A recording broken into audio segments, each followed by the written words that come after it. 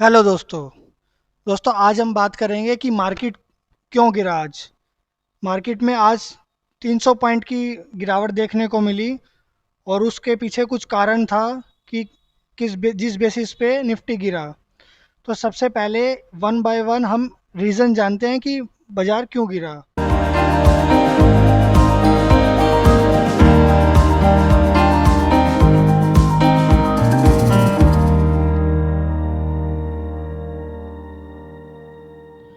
दोस्तों, लॉकडाउन में corona virus के चलते जब बाज़ार नीचे आया था, उ- उसके बाद काफ़ी तेज़ी से बाज़ार ऊपर भी आया था।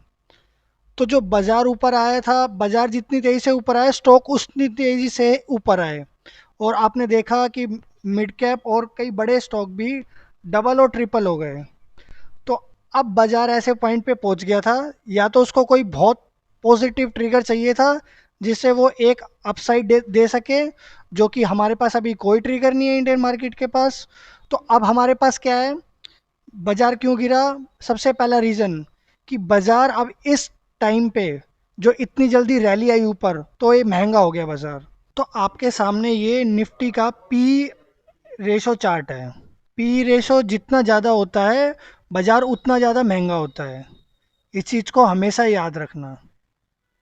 और पी रेशो जितना ज़्यादा सस्ता होता है, उतना ज़्यादा मार्केट के चलने की कैपेसिटी रहती है।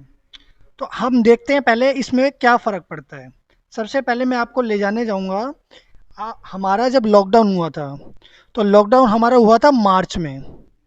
ठीक है। बाजार हमारा गिरने लगा था दिसंबर से धीरे धीरे करके। दिसंबर में पी रेशो था 28। ठीक है। और जनवरी में भी था पी रेशो 28। और फरवरी में था पी रेशो 27 के करीब। तो जैसे ही आपने आपको पता है, जैसे ही वो लॉकडाउन हुआ था, बाजार फरवरी से मार्च में तेजी से गिरा था और अप्रैल में भी गिरा था।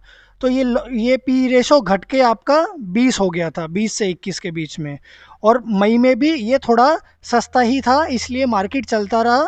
और जून में भी आप देख सकते हो 25 के करीब था, और जुलाई में 28 था।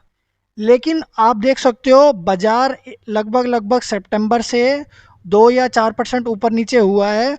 और जो पी रेशो है वो 33 के पास पहुंच गया है। आप पिछले 20 साल का डेटा उठा के देख सकते हो इस चार्ट में, और अपने एंड से भी देख सकते हो, कहीं आपको देखना हो कि जब जब 30 के पास आता है, 30 के पास आता है पी रेशो, तब तक मार्केट में गिरावट आती है। और सही टाइम तब होता है जब पी रेशो 25 के नीचे आ जाता है। 20 आ जाता है, 21 आ जाता है, 22 आ जाता है, तो बहुत अच्छा रहता है। तो 2008 में भी आप देख लो बाजार कैसे गिरा था, उसके बाद अच्छा खासा पी रेशो में गिरावट आई थी, और उसके बाद बढ़ा था बाजार 1 2 साल में आगे। तो एक तो ये रीज़न हो गया हमारे मार्केट गिरने का। दूसरा रीज़न ये है कि हमने जो देखा कि जो निफ्टी में और बड़े बड़े शेयर हैं मिड कैप इंडेक्स के और निफ्टी के और बाकी इंडेक्स के भी, उनमें एकदम से बड़ा उछाल आने लगा। और तकरीबन सब 1 महीना 2 महीने में ही कई शेयर तो 50% बढ़ गए। उसकी वजह से वो शेयर अब महंगे हो गए। ऐसा नहीं है कि उनमें वो ऊपर जाने की ग्रोथ नहीं है और ऊपर जाने की कैपेसिटी नहीं है, बहुत कैपेसिटी है। लेकिन स्टॉक जो है एक रिट्रेस करके चले तो वही कंपनी अच्छी होती है हमेशा। एक साइड अगर स्टॉक चलेगा तो उसमें ज़रूर गिरावट होएगी। तीसरा रीज़न ये है कि अब आप देख रहे हो कि अब आ गया है आपका सितंबर एंड, और कोरोना वायरस के केसेस लगातार बढ़ ही रहे हैं, कम नहीं हो रहे। सिर्फ इंडिया में नहीं, दुनिया भर में कोरोना वायरस के केस लगातार बढ़ रहे हैं। और अब ये हालात आ गया है कि सर्दियों में कोरोना वायरस तेज़ी से फैलेगा। इसके चलते यूके और फ्रांस ने तो लॉकडाउन दोबारा लगाने के लिए भी गाइडलाइंस जारी कर दी हैं। तो अब इंडिया में क्या होगा? अगर इंडिया में इसी तरीके से केसेस बढ़ते रहे, तो हो सकता है इंडिया में भी दिसंबर के आसपास फिर से लॉकडाउन देखने को मिले। तो लॉकडाउन अगर देखने को मिलेगा, तो उसमें क्या होगा, सब कुछ फिर से वही बंद हो जाएगा और बाजार डेफिनेटली नीचे आएगा।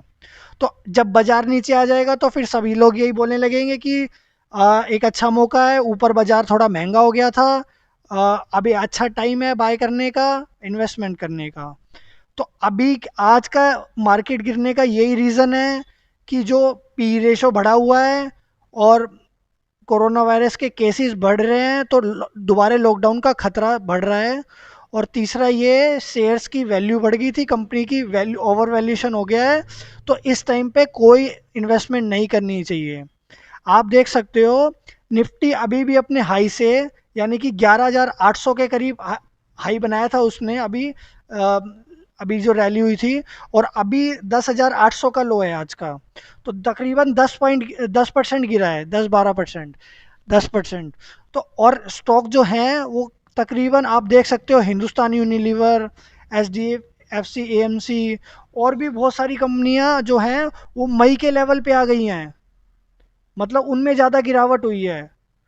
तो अब जैसे ही निफ्टी बाजार 10% और गिरेगा, तो हम देखेंगे सभी बड़ी बड़ी कंपनियों में अप्रैल और मई के लेवल आ जाएंगे, और कंपनियों में अच्छा वैल्यूएशन हो जाएगा, सस्ती हो जाएंगी, और हमें बाजार में एक अच्छा मौका मिलेगा इन्वेस्टमेंट का।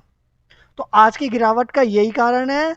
आप जो भी इन्वेस्टमेंट करें, जो भी ट्रेडिंग करें, थोड़ा सा एनालाइजिंग करके सोच समझ के करें। विदाउट एनी नॉलेज और अंधाधुंध करने के से कोई मतलब नहीं है, सिर्फ लॉस ही होगा। हमारे चैनल में हम ऐसी अच्छी अच्छी वीडियो डालते रहते हैं, हमें फॉलो करते रहिए। Thank you very much.